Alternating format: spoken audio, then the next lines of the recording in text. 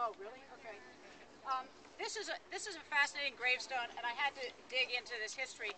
Also, it's been very hard to find people from countries that are mostly Catholic in this cemetery, because although it's non-denominational, St. Mary's over on that hill there is a Catholic cemetery, not connected with this one.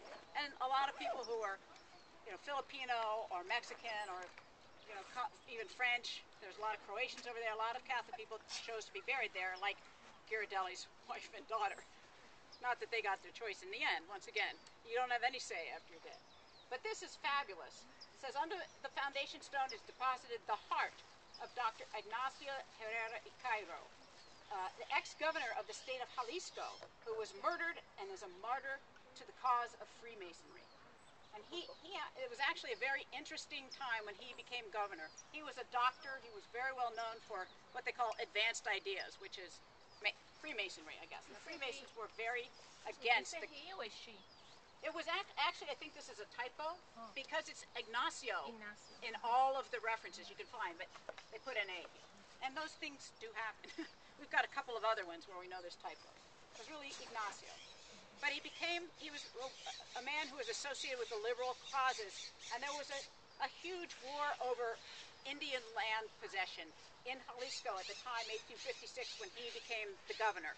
And he tried to appoint a commission to settle this out and give some land to the Indians, but it was opposed by the military and the big landowners, and there were just outright wars going on.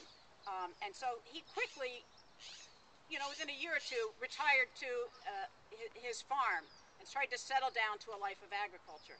But the military and the conservatives were so incensed by his efforts to protect the Indian land claims that his enemies alleged that he was gathering arms and building up an armory. And so they sent 500 troops down to where he was, and they, captured him, and the next day they shot him in the main square.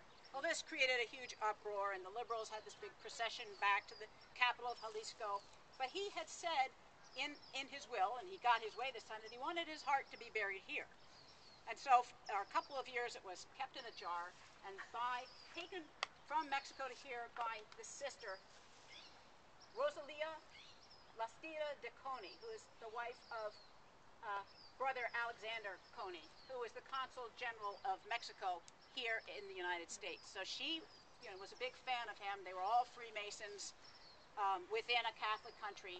So 2 years after he had died, having held on to that heart, they finally brought it up here, and there's something like a 55-page summary of the ceremonies with which they buried his heart here.